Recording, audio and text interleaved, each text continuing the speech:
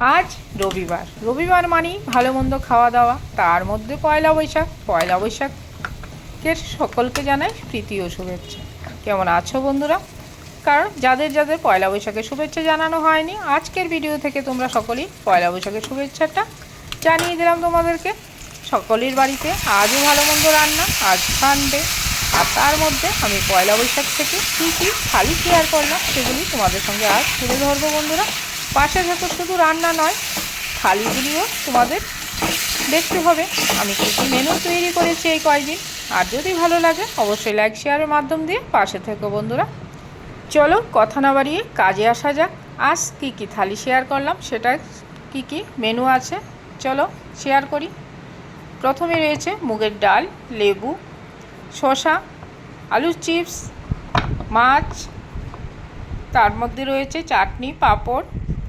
এর মধ্যে এই যে লেবু দিয়ে প্রথমেই যদি মুগের ডাল দিয়ে ভাতটা মাখা হয় তাহলে অন্য কিছু মেনু আর প্রয়োজন পড়ে না দুপুরবেলায়।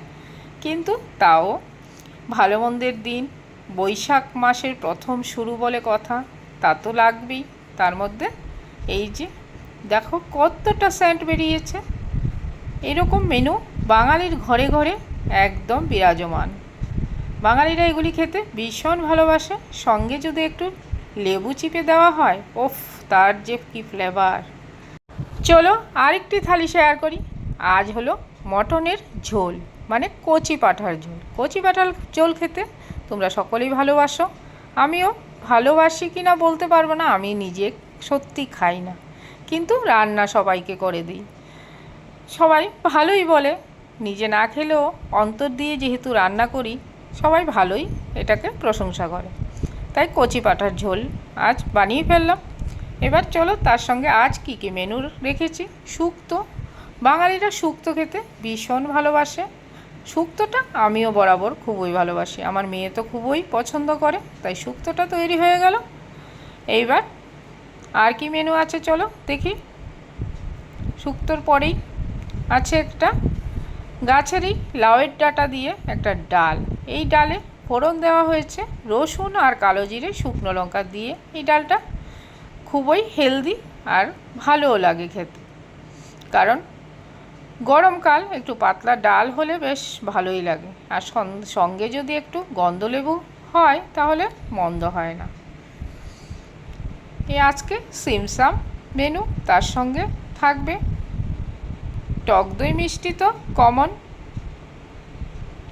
একটা গন্ধরাজ লেবু দিয়ে দিলাম, তার সঙ্গে লেবু, ধানি লঙ্কা, ভীষণই ঝাল, ছোট হলে কি হবে, তার ঝাল অফুরন্ত। সঙ্গে রয়েছে এবার আরও দেখা যাক কি, টক দই ঘরে পাতা, আর সঙ্গে রয়েছে ছানার জিলিপি। জায়গা হচ্ছে না, একটু চেঞ্জ করে দিতে হবে। আমার থালিগুলি যদি তোমাদের ভালো লাগে অবশ্যই লাইক শেয়ার কমেন্ট করে ত্রিপুরার মেয়ে স্বপ্নার চ্যানেলের পাশে সদা সর্বদা জুড়ে থেকো বন্ধুরা। সঙ্গে এক গ্লাস জল। কেমন হলো থালিটা অবশ্যই কমেন্ট সেকশনে জানাতে ভুলবে না বন্ধুরা। থালি বাড়তে বরাবরই খুব ভালো লাগে, কিন্তু সময়ের অভাবে থালি বাড়াটা সচরাচর হয়ে ওঠে না। তবে লোকজন আসলে ভীষণ ইচ্ছে করে থালি সাজিয়ে দিতে, কিন্তু সকাল থেকে রান্না বান্না করার পর কয়েকজন মানুষ একসাথে আসলে সেই থালি বাড়া সম্ভব হয়ে ওঠে না, কিন্তু একজন দুইজন আসলে পারা যায়।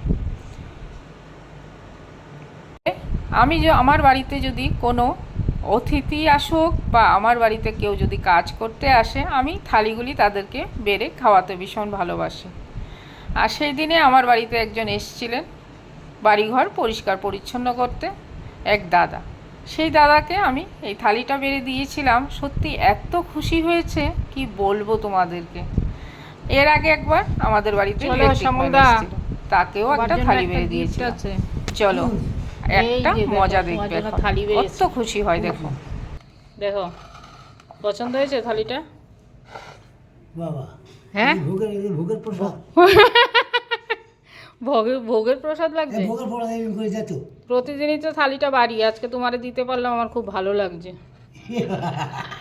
তোমার কেমন লাগছে বলো?